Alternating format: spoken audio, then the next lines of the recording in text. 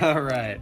So I know this video is really long, but anything that pertains to something that could potentially impact the function of your front sensor and your front foot pad requires significant importance and analyzation, especially if you, like me, have ever experienced a problem with ghosting due to messing with your front foot pad. Hello friends, Byromi here. We're going to compare Fishbones, the original and true, to the copycat Gunder Tech float grip pads, I believe they're called. This is the apple green color, in case any of you are wondering. Right off the bat, the first difference you're going to notice is packaging. Fishbones comes with this awesome waterproof canvas drawstring bag and some stickers. I don't have the stickers here to show you. The Gunder Tech is going to be simple, just in a cardboard box and in a clear plastic bag. Some of you may care about packaging and some of you may not. I personally don't really care how my product comes as long as it comes intact and I get what I ordered.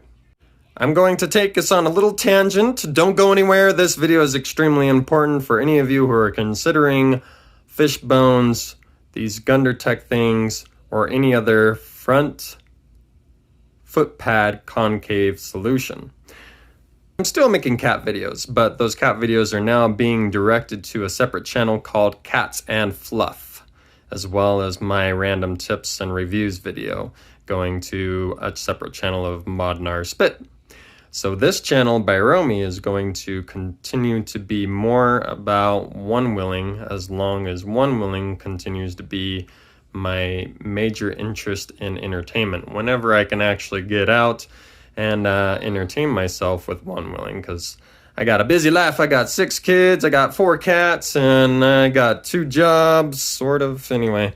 So back to the one wheel. You can see I have been replacing everything on the front foot pad.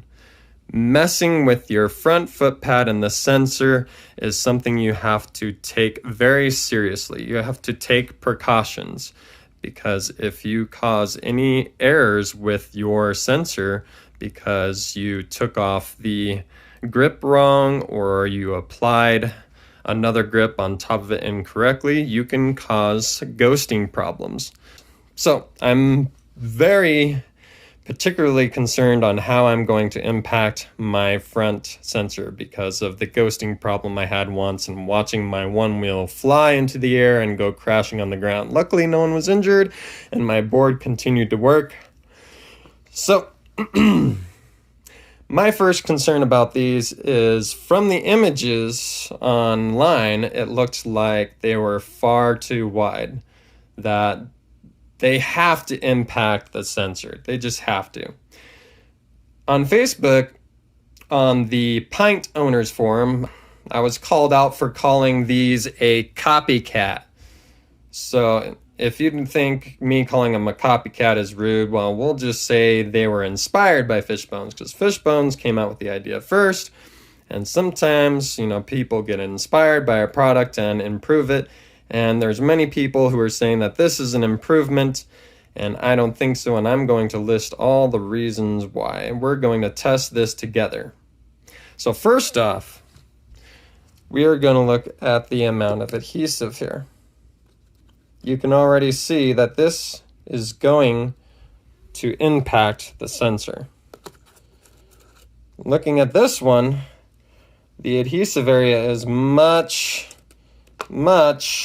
narrower.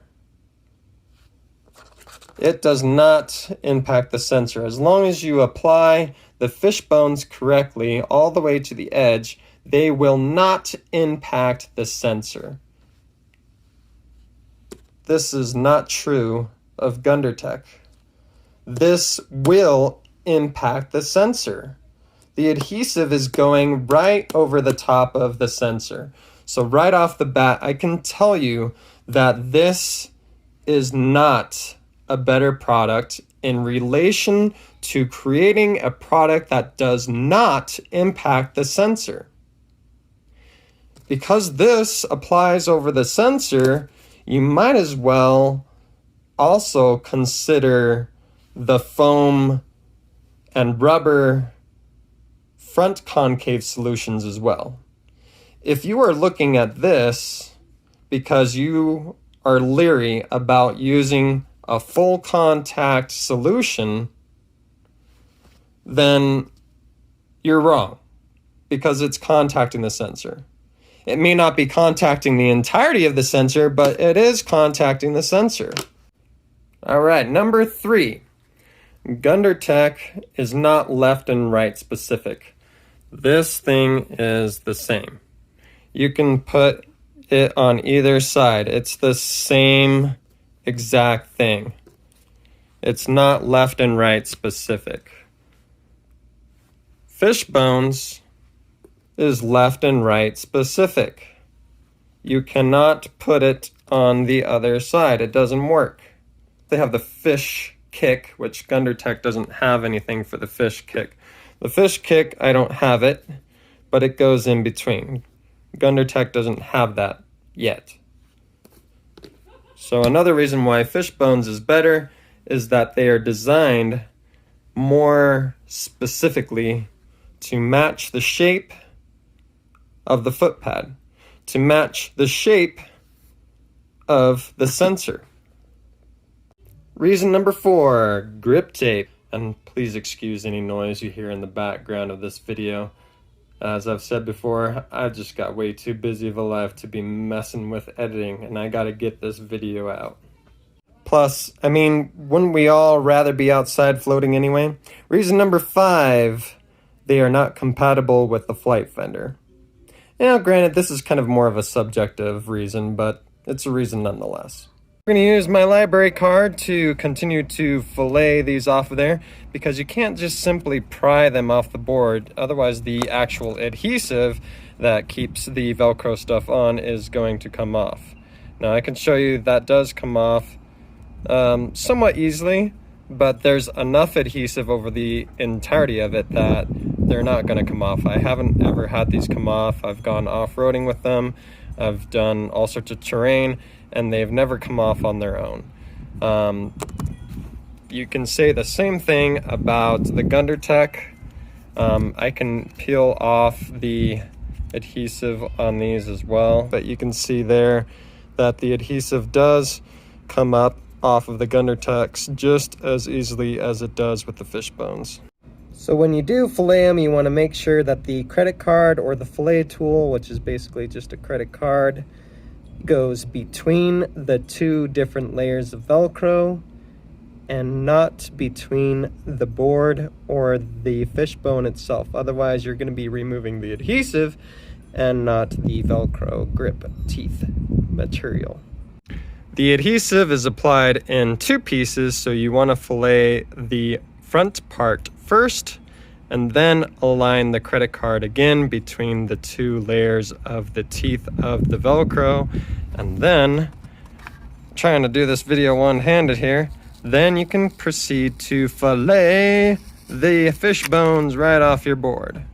Well, shoot guys, we have a problem because the teeth, the Velcro type grip is different. Fishbones has a micro version of the same thing, so I don't think I'm gonna be able to use this same stuff. Blast! This is some Goo Gone. So, because I'm so anal about not having another ghosting experience, I'm gonna take this little bit of adhesive that's stuck here and here. I'm gonna give this a good thorough cleaning. Okay guys, from here forward there's going to be a little bit of bias because this is TFL grip, the Float Life grip. I'm going to cut that down so it fits the shape of the Flight Fender. This grip is Jessup grip. So we're going to be comparing different grip. This is more coarse and therefore a bit thicker than that of the Jessup grip. So unfortunately, we're going to have a little bit of bias from here moving forward. So speaking of bias, I must mention that in my lifetime as a YouTuber, if I can even call myself that, I'm still trying to reach 1,000 subscribers after multiple years, so please subscribe! This and the Fishbones I have gotten for serious discount, and been lucky enough to be recognized at least twice by companies to send me some discounted or very close to free products for me to use and to test and to have. And so I super appreciate that. And so though I have got these for pretty much free, I must say that hopefully you will recognize the amount of work and the statements and the testing and the comparisons that I'm doing, that I am still removing that bias from this experience and this comparison. So take these comparisons in this video with a grain of salt for the little bit of bias that there is because of the pad. And I'm doing my best to, no matter what, if I get a product for free now or in the future, I'm going to give it a thorough review. All right, with that said and done, let's continue. Another thing that makes the Fishbones better is they came with instructions and these ones don't. So I'm just going to go by the instructions that I had with Fishbones and the pictures that I see on the Gunder Tech website. So you can see on the right, Gunder Tech is going to give you a much more elevated concave. This piece over here is just sitting there, it's not actually applied. So you get a smaller concave with Fishbones. So even though the Fishbones has a mellower concave, it's actually going to feel a little bit more abrupt because there is a lot of space underneath the bones, and so there's a lot of squish right here next to the spine of the bone. So it's going to feel a little bit like you're standing on popsicle sticks on each side, especially if you have very stiff shoes. If you have flexible shoes, it's going to be a much better feel on the Fishbones. Over here, it's going to not have that abrupt feel. It's going to ramp down because these are far thicker and the adhesive portion again is much wider. This spine is massively thick. Something else I'd like to further point out with the design of Fishbones, you can see that the individual bones that stick out are raised. So you can see there's an indentation. The spine is thicker than the bones by far. But on the Gunder Tech, there is no such design. It's just plain flat. It's just flat on the bottom. So even though the adhesive contacts the sensor a little bit, there's more contact of the hardware itself compared to that of the Fishbones. You can see it's elevated there. The actual design of the product itself is elevated. And this elevatedness further adds to the sensation that I described earlier, that it feels, at first, it feels a little bit like you're standing on popsicle sticks because there's less support underneath the extension of the bones, whereas Gunder Tech, the support is immediately close to the foot pad. So the Gunder Tech ones could potentially feel more comfortable than the bones, but you are risking an activation of your sensor more than with bones, the Fishbones.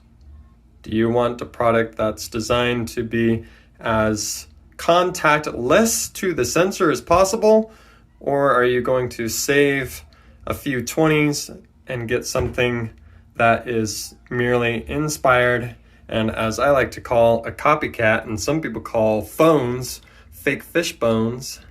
So as I mentioned, if you have a stiff shoe like mine, they're really stiff. You can see these are really stiff shoes. These are not recommended for Fishbones, but these are the shoes I have and we're going to use anyway to show you how my shoe rests on these. These are a size 10 and a half. 10 and a half. So they rest, how my foot rests on those. And I'm gonna try to balance on here. So you can see how my foot cradles on that, how my foot cradles on that one.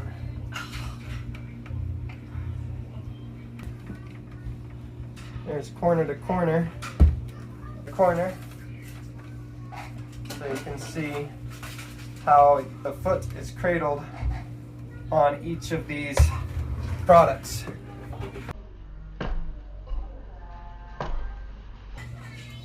These are Croc style shoes, very flexible. Yeah.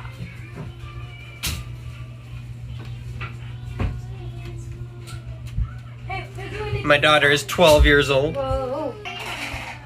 Well, with these ones, since they're flatter, your foot is at a more normal position than these ones where your foot is lifted up a little bit, which isn't when you're normally walking.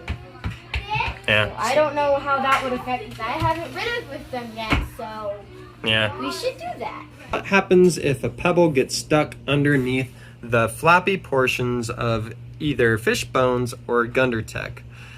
And my thoughts is Gunder Tech is much thicker and there's more surface area for a pebble to get caught. So if we shove a pebble underneath these, will it activate the sensor? So if I place my finger here on the sensor, if we look at the app, it shows the foot, the shoe. See there underneath trip and life? And then if I press the other side, then it shows the heel. Toe, heel, toe, heel. So that's how we're going to test the sensor. So we're going to take this little tiny pebble and we're going to drop it underneath the Gunder Tech. We have it on edge so we can use gravity to help us get it deep underneath there. So this is something that could even happen when your Onewheel falls to its side. You have pebbles on top of the foot pad and then the pebbles go down underneath the hardware. We're going to put it under there and we're going to see if the little pebble, one pebble, activates the sensor, and on here it does not. You can see that there is no shoe symbol on there. Okay, so now we're going to take the next larger pebble and we're going to put that under there. So now we have a larger pebble, it's that big, and we're going to drop that under there. We're going to let that sink in and we're going to tilt it back and we're going to see if we have a shoe symbol. We have a shoe symbol, folks. We have a shoe symbol. There's a shoe symbol for you. Now we're going to try and get those pebbles out. There's one, and well, the other one seems to have, the other one's still stuck in there. Uh-oh. So, oh, there it is. It's right there. Oh, it's right So there's there. the other one. All right. Now we're going to do the other board. We're going to use those same pebbles on the other board and see if it does the same thing.